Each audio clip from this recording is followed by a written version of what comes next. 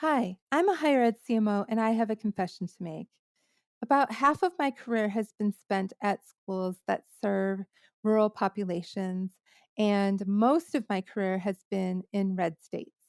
And there's nothing inherently wrong with either of those at all. But there are definitely some challenges when it comes to conveying the value of higher education in those environments. And that's why I'm really, really grateful that Lauren Griswold was willing to come on the show to talk about an amazing campaign that she did in the state of Idaho, really promoting the value of higher ed and then also tying that back to her university and, boosting enrollment at her institution. So I think that every higher ed marketing professional who works at a public university, works at a rural serving university, or really is interested in promoting the value of higher education to your audiences needs to listen to this episode and learn more about what Lauren did in the state of Idaho and for her institution, Boise State.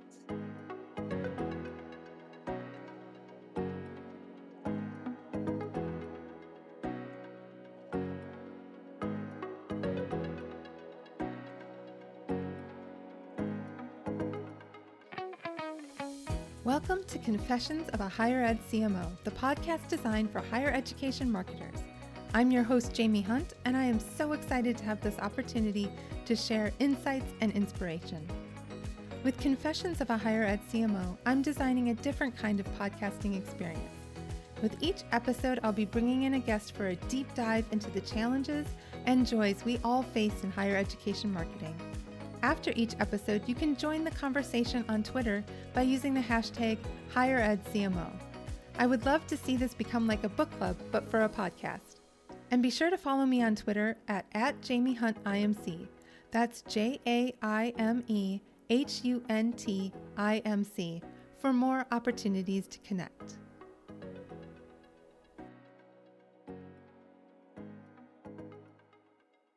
I am so happy to be here with Lauren Griswold, who's the Chief Communications and Marketing Officer at Boise State University. Hi, Lauren. How are you? I'm great. How are you, Jaime? I am great, especially now that I get to have this conversation with you. We're going to be talking a little bit to give our listeners some context about the work that Lauren has done at Boise State, specifically addressing some of the concerns about the value of a college degree, but also the value of a college degree in a really rural state. But before we jump into that, can you tell us a little bit about your higher ed journey, Lauren? Absolutely. Well, I'm really happy to be here. I feel very honored knowing how many wonderful CMOs there are around our entire country. I started out in higher education in 2013 at Arizona State. Prior to that, I had a career working in professional baseball.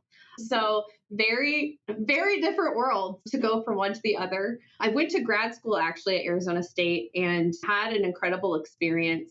Then took a quick stop at Edelman Public Relations and worked with Microsoft. There's no straight line to where you're getting, and it's definitely a journey. And I was really looking for working for an organization with a mission and a purpose. And I had an opportunity. It was perfect timing to join a new visionary leader from Arizona State.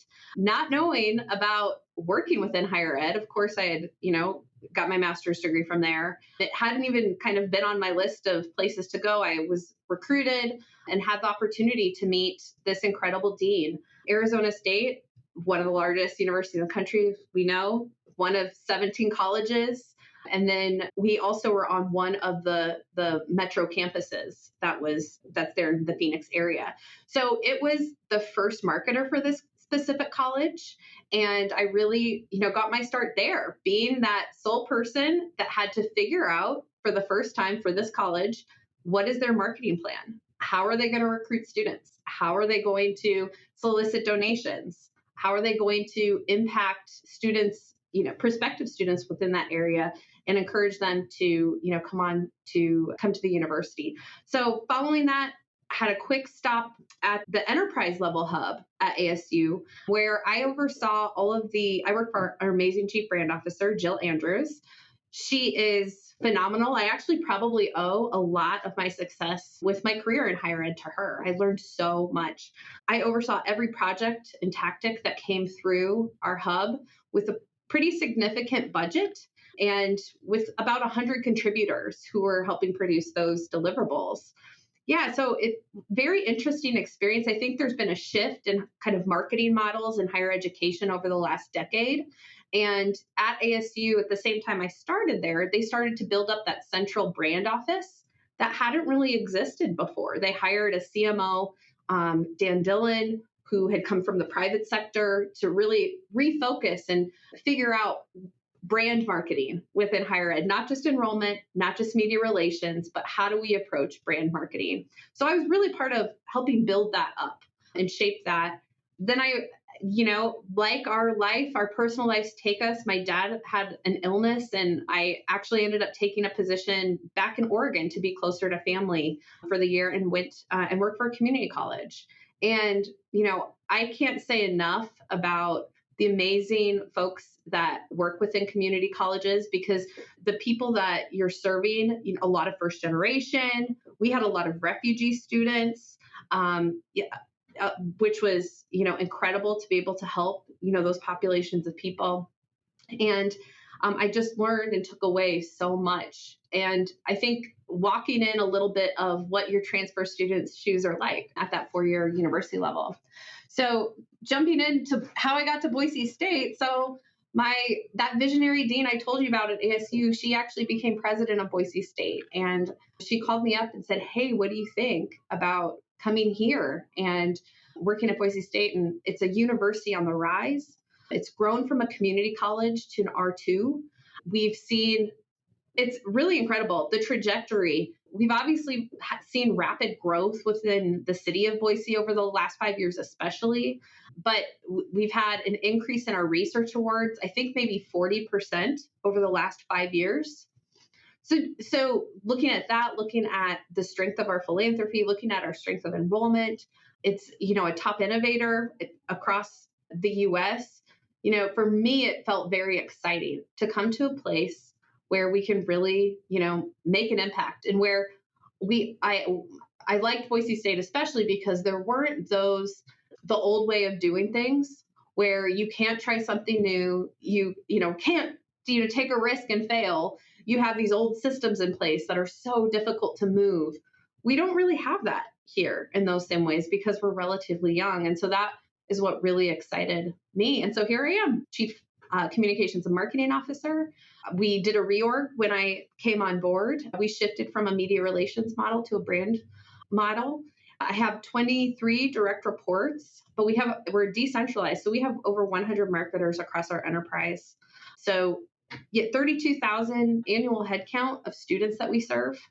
And yeah, I just feel really honored to be in this spot and get to tell the amazing stories of our students and our faculty and our impact, not only in Boise, but in our state. Hey all, I hope you're enjoying this episode of Confessions of a Higher Ed CMO. I want to take a moment to thank my friends at MindPower who are making Season 2 of this Enrollify podcast possible. MindPower is a full-service marketing and branding firm celebrating nearly 30 years of needle-moving, thought-provoking, research-fueled creative and strategy. MindPower is woman-founded and owned, WBENC certified, nationally recognized, and serves the social sector, higher education, healthcare, nonprofits, and more. The MindPower team is made up of strategists, storytellers, and experienced creators. From market research to brand campaigns to recruitment to fundraising, the agency exists to empower clients, amplify brands, and help institutions find a strategic way forward. You can learn more about their work in the world by heading on over to MindPower Inc. That's MindPowerinc.com. And be sure to tell the crew that Jaime sent you their way. That is awesome. I think that it sounds like it's just one of those universities that's on the right trajectory and is headed toward thriving. And I'm so glad that you're at a place that lets you have that freedom to fail. I was just today talking in a focus group because we're going through a rebrand about how important that freedom to fail is, and that if you look at failure as a conclusion, like if you try something and you fail and that's the end, then that's sort of dispiriting and depressing and discouraging. But if you look at failure as an opportunity to learn and grow and to take whatever failure you have and apply that to what you're going to do going forward, that it really um, changes your perspective on taking risks. And I love that you have that freedom to fail at Boise State. But Idaho, so that is a fairly rural state. As we start this conversation, can you give a little bit of context on the current state of higher education in Idaho? Yeah, I'd be happy to. So I think before we jump into Idaho, it's important to give some national context because we're not really different than a lot of other states and probably a lot of folks listening to this podcast. So we know it's no secret that both K-12 and higher ed have been politicized, and I think increasingly so over the last 4 or 5 years. And a lot of people like to measure our states by the color of blue or red, but not everybody. And so, as educators, it's really important for us to kind of cut across that and to be that place where people from all viewpoints can come and get the education that they need, that they're searching for. I think another thing to know about the national context and kind of the shift that we've seen is the advancement of technology, especially through social media and how anybody can become a news correspondent. And so when you look at, some of those realities, which are what, we have been facing over the last 4 years, it can create what could be perceived as, a difficult environment. People don't like higher education. It's, because of the politics that have been associated with it. And one person has a negative experience and it can become quickly amplified. So I think Idaho in particular is interesting because we can be almost put under the microscope and compared to nationally because Boise's the largest city within our state. The university is in this place, and we almost become, a case study for what a culture war can look like, where urban areas may be considered more blue in color, and then the rest of the state that's rural may be considered more red. So that in itself has been something interesting for us to kind of navigate on that national scale, to kind of be the leading on how it is that we approach education in a politicized environment. Rural, so Idaho in general is very rural. So we have 35 of Idaho's 44 counties are rural, and 18 of those are considered frontier, which means that there's less than 6 people per square mile. So we have, I believe it is the second largest wilderness area in the lower 48. And this really has an impact when you're trying to reach people. And so we face geographic distances. We have obviously physical distances like forests and mountains. That affects social mobility. That affects, your technology. That affects the ability for people to reach and access education. These are the things that we know. We also, when we talk specifically about Idaho, I looked up our census data today just to make sure 29% of Idahoans have bachelor's degrees. And we're above average on high school degrees at about 92%, which is interesting. But we have one of the lowest go-on rates from students who are going from high school to college. We kind of teeter at, number 2, number 3 in the country. And so a lot of that really does have to do with location, messaging getting out there, people not physically being close to access to those educational opportunities. Boise specifically, like I said a little bit earlier, we've had rapid growth here because we are that kind of central urban area. There was a pretty low cost of living about 5 years ago, and it is skyrocketed, but that has, created an influx of folks moving here. Boise State in general, we're one of the largest employers in our entire state. Probably not a lot of universities can say that. So when you think of, we are the largest university in our state, we're one of the largest employers. We don't have professional sports in Idaho. And so our Boise State teams are the equivalent of those premier sports teams, our football team and our men's basketball team.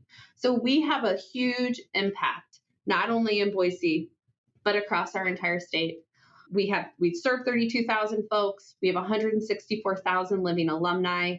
And interestingly enough, when you kind of dive into the makeup of our student body, With around 3,000 of our first year students, we have about 3,000 first year students. Almost 900 were Pell eligible, and almost 900 identified as first generation. There obviously could be some overlap there. We're also an emerging HSI institution, very large military serving population. We have 1,500 active military and veterans that we serve. So when you think about Idaho and what higher education is like here, we are truly making a difference. We're serving a lot of first generation college students. We're reaching families that probably haven't had a lot of access to higher education or know a lot about what that looks like, not only for four-year universities, but also for our community colleges. So a lot of it is really what they're seeing in the news. So we talked about that a little bit earlier, and what they're hearing from political leaders. We talked about that earlier as well. And so it's our job, and my job specifically, to try to figure out how do we cut through that noise and actually talk about the value that higher education brings to those students and their families. So how do you do that? In within the context of what you just explained. And I think for the listeners, there's over 1,000 schools that are considered to be rural serving institutions, and there are a lot of red states in this country and a lot of pockets of red in this country. So I think there's a lot of folks that I think would benefit from what you have to say about how you have approached at Boise State effectively communicating the benefits of higher ed. Yeah, I mean, I think a lot of it comes down to shared values. And my personal belief is that we have more in common with each other than we do not in common. And so when we start from a place of good and a place of shared values, and we can really, I think, build something strong from there. Our One of our biggest successes, I started to see this shift take place before the pandemic, and the narrative nationally start changing about the value of higher education. We've been hearing for years, like, is college worth it? And so, of course, a lot of us are answering those questions, and it's become, increasingly more important. I pitched the idea. So, our four-year institutions, we have four universities, public universities in Idaho, and our presidents all report to our state board of education. And the presidents are so collaborative, and they meet together to discuss these very same topics. And so I actually went in and pitched to it's called our President's Leadership Council, with my president, a joint campaign and what it would look like to bring our four institutions together to start tackling these very questions. What is the value of higher education? If we have a very large population of people who, haven't had access to higher education, then it's our job to start talking more about collectively what the greater good is, for them individually and for our state. So that's where we started. And we worked with a local agency. I led the campaign with my counterparts at the other institutions. And we conducted some early market research on messaging. There was no model to follow. We couldn't find other states kind of doing this same type of work in the same way.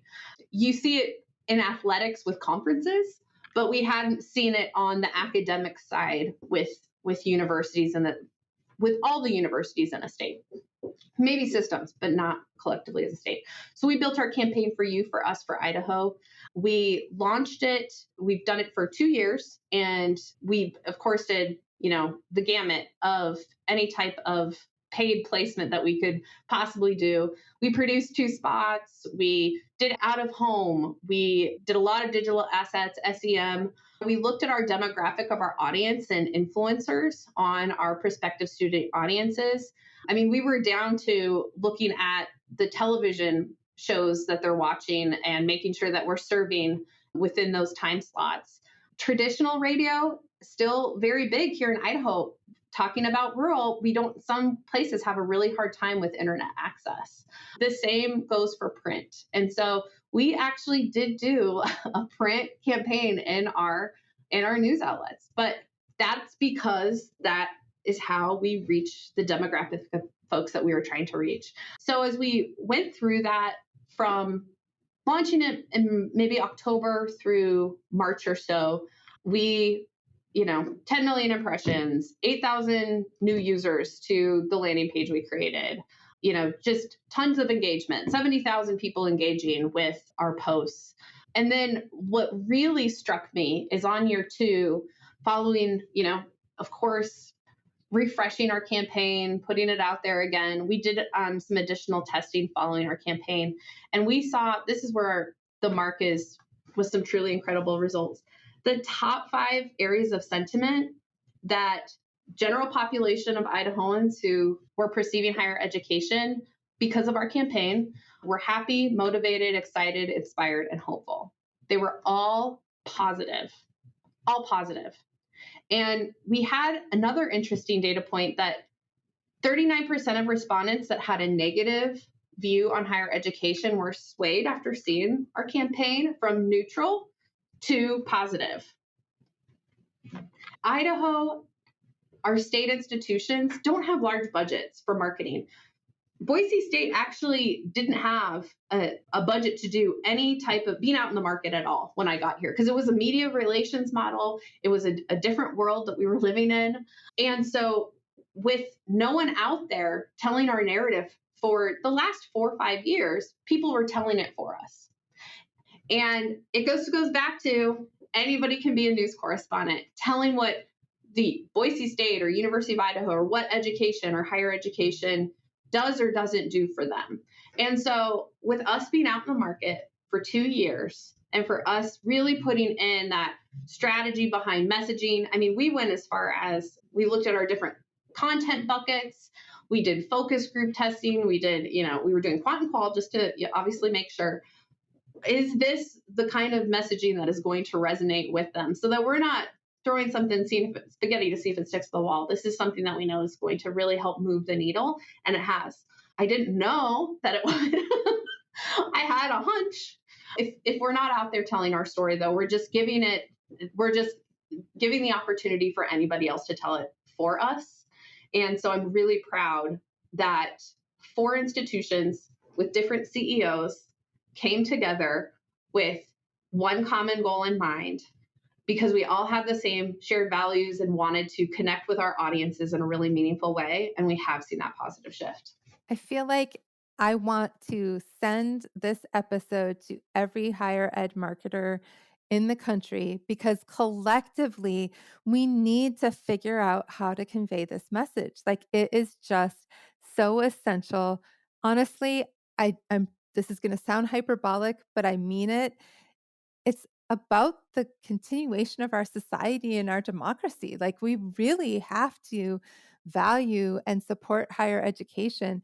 And the way that like people are just so negative on it is just so disheartening. And it's something I think we all need to care about. And I need to know, what was your messaging? Like, what were you telling people that caused this shift? Absolutely. And, there's no perfect combination of what will work, but that's where we started out with our For You, For Us, for Idaho. For Idahoans, we know that they're very humble. We're very humble people here. We're trailblazers, but we don't brag about it. We care about kind of practicalities in life, like cost. So what we did was we really kept it simple: affordability, program offerings, outcomes. So when you get into those 3 buckets, those were the areas we tested. Those were, we tested a bunch of things, and those were what bubbled up to the top. Am I going to be able to afford this, and what does this look like? Because for some, they may not know about student financial aid.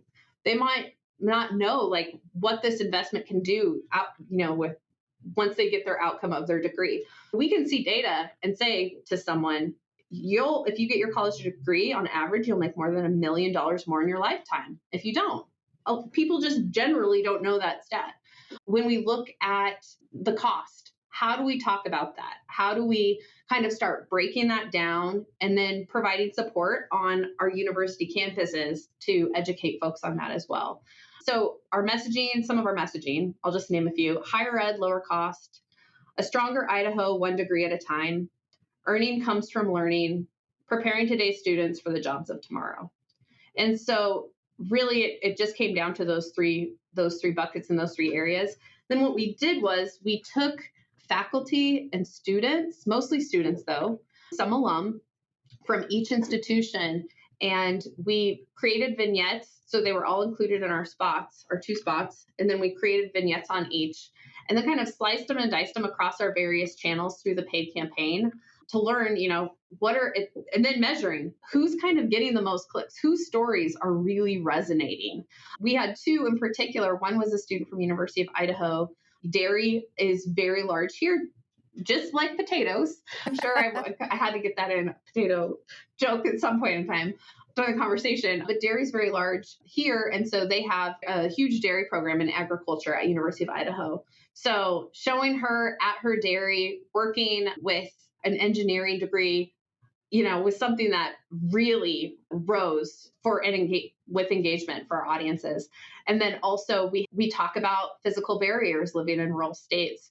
We have a lot of, and I learned this moving here 4 years ago, life flight helicopters that fly to rural areas to bring people closer to the healthcare that they need in emergency situations. And I have them flying over my house all day, every day. And so having a life flight nurse from our Lewis and Clark State College, that really was something that resonated with folks as well. So some of it was the messaging. I think a lot of it was the people.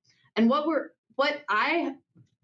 philosophy I always try to take when I'm working on a campaign is you want your audience to see a part of themselves in that person's story. So it really comes down to, who you're selecting and making sure that there's a broad representation of the folks within your audience that you're trying to reach. This is so fantastic.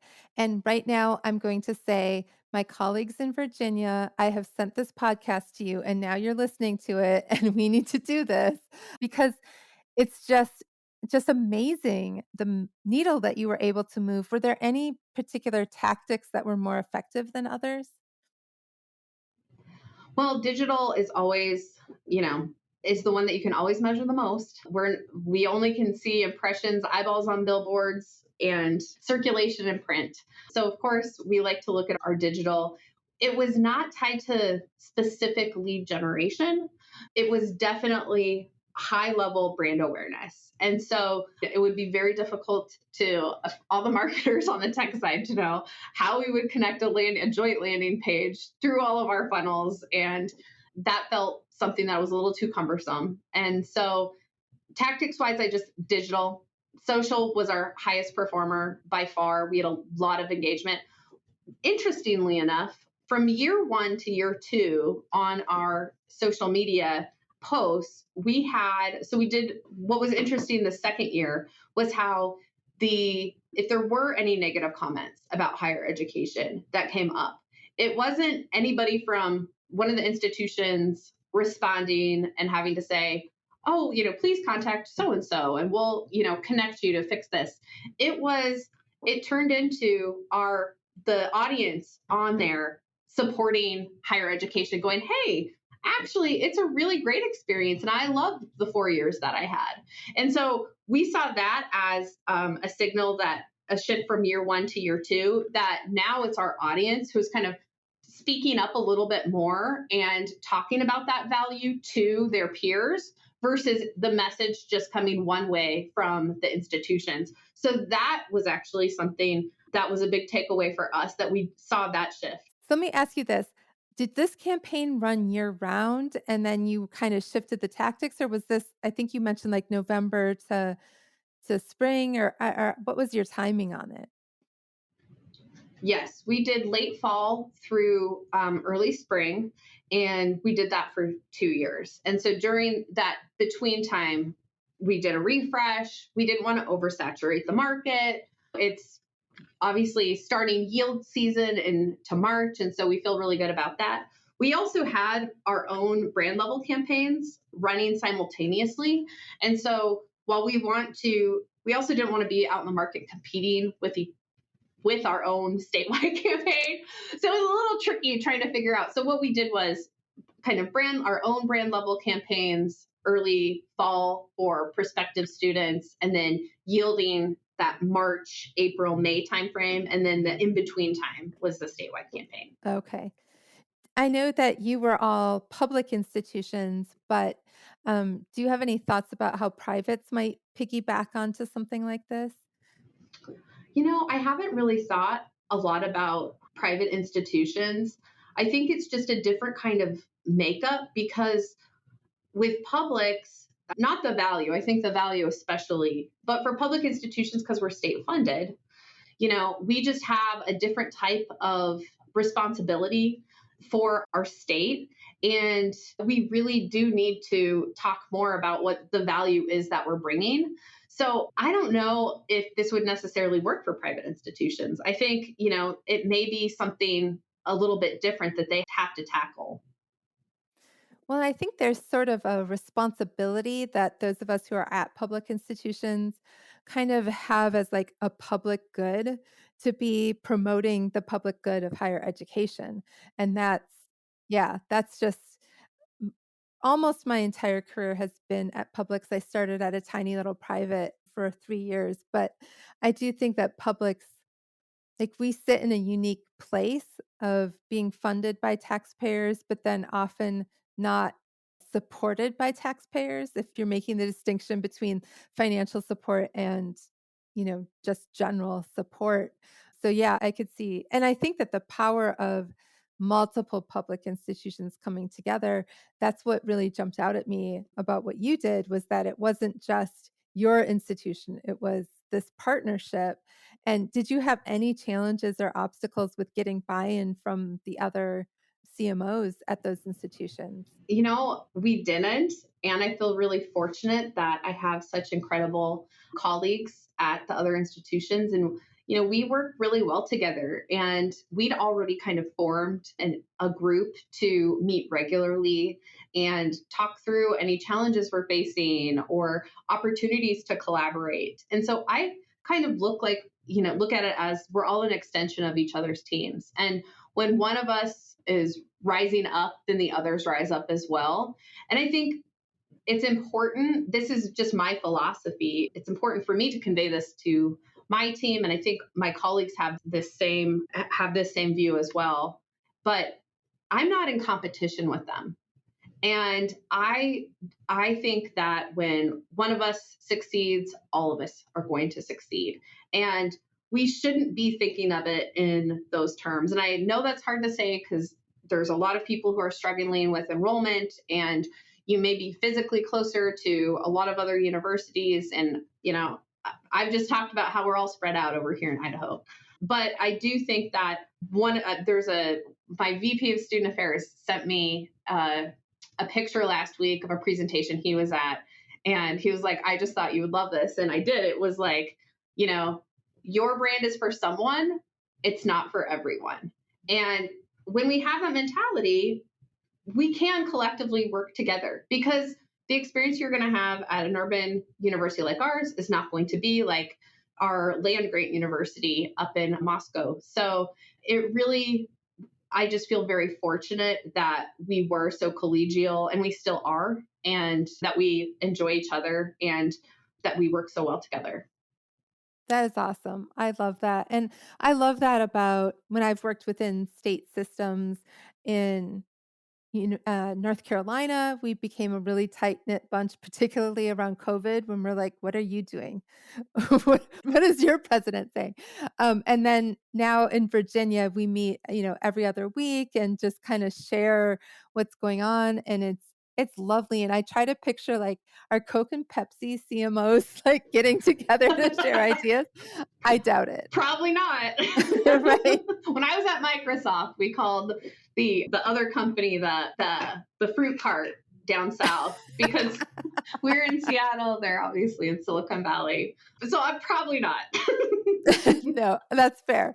So, have you used any of this messaging in your institutional branding, or how is your institutional branding informed by this messaging? Oh, that's a great question. So, a little bit of it, I think really it has to do with kind of my philosophy on storytelling and finding the right people to help you, push your message. I actually worked with Simpson Scarborough. We brought them on board and had a really incredible engagement with them. We didn't want to carry over the same types of exact messaging, but I think we can take some of the high level content buckets that we knew were resonating with audiences as far as like affordability and programs and outcomes with us as we started to embark on our work with them. But really, that was much more high level, and now we're getting down to a little bit more of the who is it who is interested in our brand, not just about higher education. And so digging in a little bit deeper, and they helped us do that. We worked on market research for the first time at our brand level. They came for discovery sessions. I think we had 3 days of discovery with over 130 stakeholders. We did surveying of prospective students and parents, current students and parents, employees, faculty and staff, alumni, and then we did do general population of Idaho to really help us understand more deeply related to Boise State. What do you think of our university? What do you think of our brand? Is it positive? Is it negative? Is it what kind of resonates with you? And then from there with our engagement, we worked on building a brand platform. So a framework that really helps drive our strategy for messaging and for creative. We'd never had anything like that at the university before. And so with those kind of guiding documents, with our research findings, with our brand platform, we built out our brand new creative. So we did a new spot, we did a paid media campaign. We worked on how they kind of results wise for Simpson Scarborough, they help you find your strategic drivers. So what are the areas in which your audience is going to really connect with? You win when you talk about these types of people or these types of experiences. So having them help us identify those helped us identify the types of stories, the types of people that we wanted to pick to represent our brand. So I call them our brand heroes because they all have just amazing stories. We started out, we had to whittle it down to 5, and I had about 50 people that I went through looking at just one after the other. But as we started to really use that brand platform and look at the data on what it is that would resonate with audiences, it really became obvious on the people that we should select. And so we wanted to make sure that we had a lot of Idahoans who were featured in our spot. Wanted to make sure we were showcasing, a faculty member, someone who's in the classroom and in the lab. Athletics, obviously big part of our national brand, but also really important locally to us. So featuring a football athlete and then a volleyball athlete.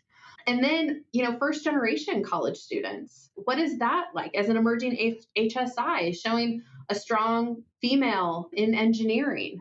So we we're very intentional with selecting our folks, and we were very intentional with every word within our script, within our paid media, within our campaign. And what they really did for us too was creating a campaign that's more than a tagline, creating a surround sound experience where you can use that framework of your brand platform and create different messaging that's related to that, so that your messaging isn't getting stale, that you're not oversaturated with one certain area that you're not oversaturating the market with one term, but that you're creating this experience for them that is helping bring positive sentiment and build affinity or build pride for internal or alumni stakeholders. So we didn't carry over messaging from the statewide campaign, but we had some of the same principles as we went through building our own Boise State campaign. How are you measuring the success of that campaign? How long well, first off, I guess I would say is how long have you been in the marketplace with that one? And then how are you measuring the success of that? So we had never been out in the market from a brand level before. So it was our first go at it. We lightly launched in the springtime to kind of gauge and see where we're at. Now, enrollment does not report through me. And so we have a brand new, amazing vice president of student affairs, and we're building new collaboration and partnership together on how our brand level can support our enrollment communications. We have some exciting things that I can kind of share in our phase 2 with Simpson Scarborough. But yeah, we were out March through May, so kind of about a yield season, pretty high level. We a lot of various tactics we wanted to see at the end of it what is performing, so then we can look at how we then evolve the campaign for our next cycle. And so our measurements, it's a brand campaign. Our people, you're getting a lot of feedback in real time about it, obviously. Yeah. From your everybody's a marketer or knows about marketing. It's amazing. It's amazing everyone's a marketing expert. But we did have a lot of positive reaction to it. We actually shared it for the first time with our foundation board. And Jason Simon, the CEO of Simpson Scarborough, came with me and we presented it to our foundation board. And they were just blown away by how they were all seeing themselves in our spot and in the work of our paid assets as we gave them kind of that sneak peek before it went out in the market. But really it comes down to and where we're headed. So we're building a more mature marketing model. We are in that process of becoming much more sophisticated in our tech stack. I think we're probably in 3 years, talk to us. I think we're going to be in a really good place. But aligning all of our legacy systems and stacking them up, really supporting how we build that funnel and then how we're building messaging around that, how we're driving engagement and pushing people down through that funnel. So we're in that process right now. So we're kind of doing all of these things simultaneously. We had high level of engagement on our social media and our SEM. Those were our top 2 performers. And when we look at our analytics, we use Metrics Edge. They're an incredible company that helps us with all of our analytics side of the house. And they've built customized dashboards they'll do it for virtually anything. So we actually built a custom dashboard for this particular campaign. And we saw over 500 leads coming into our funnel. And then we actually had 80 applications submitted because of our campaign. So as we look at our yield season and trying to yield for the first time being out of the market, so this is in addition to kind of all of our enrollment, communications that are going out there. This is an add-on and an addition to, and that really helped us increase enrollment this year. So for us, it was like, hey, here's a little win. As we start to become more sophisticated and start to partner more with the enrollment side of the house, we'll bring stronger metrics in to help us identify where our successes are or where our gaps are. But for our first shot, we feel pretty good about where we landed. What we're doing now is we're out in the market right now for fall, and we'll be out again in spring. It's kind of what we talked about, maybe statewide in the middle.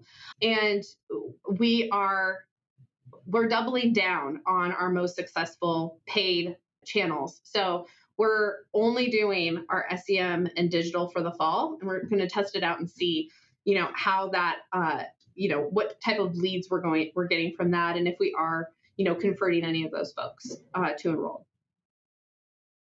That is awesome. I wish you weren't 2,600 miles away from me so that we could be regularly having lunch together and talking shop. But this sounds absolutely fabulous. And one of the things this is kind of a pivot from what we were originally talking about, but you mentioned you're working for a really visionary leader, but you also mentioned that you're moving from this media relations heavy model to a more marketing and branding heavy model. Um, have you had to do anything on your campus to sell people on that shift in approach, or have people been like, this is what we've been waiting for?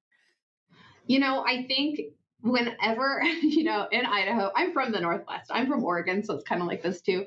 You're kind of skeptical of the newcomer coming in and saying, we're going to change everything. And it's like, are they going to change everything for the good or the bad? But because of the way I think that I approach my work and our profession, building out, pitch decks and annual plans tied to our strategic plan. And I'm very much a connector of people across our campus. So even though we're decentralized, I want every marketer to feel like they're an extension and a part of our team. So I think that this is what we've been waiting for. We've been hoping to have this kind of framework and this strategy to start operating within. And it was just a different world before. And there weren't the same type of resources dedicated to marketing communication. I will say I have the most talented team I've ever worked with. And it's because of their flexibility, their growth mindset, their willingness to take a risk on me and my vision for how we could execute this. And we're still doing this. We're always, this is the ASU and me, the ASU grad, always innovated, always innovating, always thinking of new ways of trying things, thinking outside of the box, taking that risk. And they're willing to walk alongside me and do that. And sometimes I'm like, I'm going to follow you. How do you think that we should do this? What are the new things you're learning across the industry? How do you think we can become better? So I think it's a really great partnership. And I owe a lot of credit to my incredible team, especially my leadership. They're absolutely phenomenal, and I could do without them. I love that. And I think kind of what you're saying is you're giving them the freedom to explore and take risks and be innovative and take chances. And I gotta believe that I'm not the only person and that you're not the only person who wants that freedom, who's like hungry for the opportunity to just like take the reins off and let me show you what I can do and let me do stuff that's going to make a huge difference. And I think that that approach to leadership is just allows you to build the kind of team that it sounds like you've built, at Absolutely. Boise I think State. we can give people a framework of what we're looking for. And then I want to see what they produce within that framework. I want them to be creative.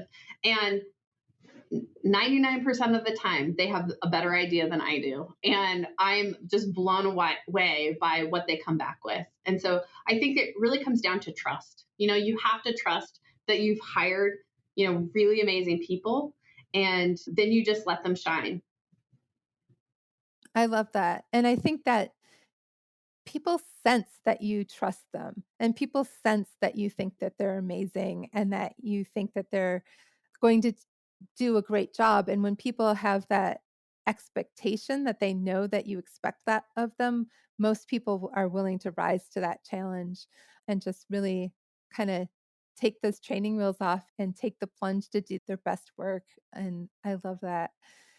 So, as we kinda start wrapping up, what advice would you give to other institutions who maybe sit in a similar place? Maybe they're a public and maybe they're in a state that's red or they're in a state that's heavily rural or just they're a rural institution. I know, like Virginia's purple, but there's a lot of universities that are in really rural areas and serve a really rural population. What advice would you have for them? I think some of the best things I've done is reaching out to my colleagues across the state and making and forming those connections, because that's where you can start having conversations about how you could partner and work together, even if it's not in a formal way with some type of paid campaign that's out in the market. There could be strategies that you can build together, or that you can also learn from one another. For me, everything we do, for the most part, maybe not everything, for the most part, is driven by research. And so I think starting with research so that you really understand your audience and that you're listening to them. So finding, if you don't have the means to, which we don't, to conduct our own market research, finding an agency that you really trust, like I did with Simpson Scarborough. I also think the other advice I have is, for us, we build our annual plan for marketing and communications tied to our strategic plan. So we take our strategic goals and then we align all of our work to those strategic goals. So I can take every cent, every penny that I spend, every tactic that we deliver, and I can tie it to the goals and objectives in our university strategic plan. I think that's really important as well, because that's also about your audiences too, because those are the people that you're trying to serve and the goals you're trying to achieve to help them. So, and lastly, demonstrate your results. So if you can, as my team, I've done it now. We're going into year 3 with our massive proof of performance deck. So we take our plan and then we start really digging in to what our results look like. And some of it is, pretty high level. How does the brand support each college through our brand level marketing channels and, including magazine spreads and social media posts. Some of it comes down to, the metrics. We did this paid campaign. What does that look like? Metrics I was rattling off today, I actually pulled from our proof of performance deck with our slides, and then sharing it with leadership. So, it really comes down to being transparent and talking about your results. You're not going to be successful at everything. There's going to be some failures along the way. So knowing that too, I think is really helpful. If you're having challenges related to the politics and, how do you even deal with that? Talk to your community engagement, public affairs, legislative representative, like whoever works within the political side of your university, and start, really connecting with them. I have a very, close relationship with our folks. We help with specific marketing materials, larger messaging strategies there as well, to talk about all the amazing things that we're working on. You can really make an impact when you even take one legislative representative, find a student from their district, an alumni from their district, and connect those folks together so that they can be the person talking about their amazing experience. It's not coming from the university, it's coming from them. So some of those micro strategies. So that's kind of my advice. There's no one right way to do it. Come up with a plan, try to execute that plan. You're going to fail a little bit, measure your results, do some micro strategies, connect with people, build a community of folks. Reach out to me. I'd be happy to talk with anybody about our success here and our failures too. I don't shy away from that. I feel like I could have a whole episode just around your proof of performance deck. I'm sitting here thinking like that is a fantastic way to show your value to your organization. And I'm just thinking about, I just wrapped year one and it was a building year, right? It was hiring people, it was building an infrastructure, it was getting a brand project underway, it was making a shift to a different approach to how we do things, a lot of training, a lot of whatever.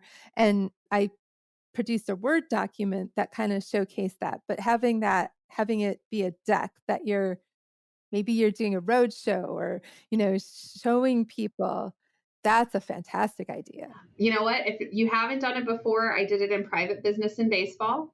And that's where I learned this when I was 23 years old, and I'm still doing it today. We take our overall strategic plan and then we build sections for each one of the goals, and we fill in the work that we're doing. And it ends up being like 300 plus slides, but it also becomes your archival history of your success. And we have 100% engagement with our marketers across campus, so they contribute the successes from their division and their unit athletics as well. And then I present it to our leadership team. So I presented it last week to all of our deans and vice presidents and our president. And then I also shared it with all of our marketers at our brand camp this year. So it really is a time to celebrate too, and to start looking towards the future. It also helps you build your benchmarks so that you can see what it is you're doing year over year, and helping you push forward to try to always be better. This has been such a fantastic conversation. I've enjoyed every minute of it, and I wish we could talk for like 3 more hours, but we can't. So, Lauren, if folks want to chat with you, hopefully not for 3 hours at a time, but if folks want to chat with you, where can they find you? Yes, you can find me on LinkedIn, Lauren Griswold. You'll see me, Boise State University, Chief Communications and Marketing Officer. You can send me an email at laurengriswold@boisestate.edu, and I'd be happy to chat with anyone. Awesome. Well, and listeners, you can always find me on LinkedIn at Jaime Hunt. And remember the spelling of my name because I'm named after the Bionic Woman. Thanks, Mom and Dad. Jaime instead of Jamie. Jaime. I'm also still kind of using the platform formerly known as Twitter, and I'm there at JaimeHuntIMC, Jaime Hunt IMC. If you want to engage in some conversation around this, please use the hashtag HigherEdCMO so folks can join in that conversation. And Lauren, this is great. Thank you so much for coming on the show. I appreciate it. Thanks for having me. Of course. And everybody who's listening, let's go bust some silos. Hey y'all, Zach here from Enrollify. I hope you enjoyed this episode of Confessions of a Higher Ed CMO with Jaime Hunt. If you like this episode, do us a huge favor and hit that follow and subscribe button below. Furthermore, if you've got just 2 minutes to spare, we would greatly appreciate you leaving a rating and a review of this show on Apple Podcasts. Our podcast network is growing by the month, and we've got a plethora of marketing, admissions, and higher ed technology shows that are jam-packed with stories, ideas, and frameworks that are all designed to empower you to become a better higher ed professional. But Enrollify is far more than just a podcast network. Enrollify is where higher ed comes to learn new marketing skills, discover new products and services, and find their next job. We're a growing learning community of 4,000 members, and we'd love to welcome you into the fold. You can access our free blog articles, newsletters, e-courses, and more, or purchase our master course on how to market a university with Terry Flannery at enrollify.org. We look forward to meeting you soon and welcoming you into the community. Again, you can subscribe for free at enrollify.org.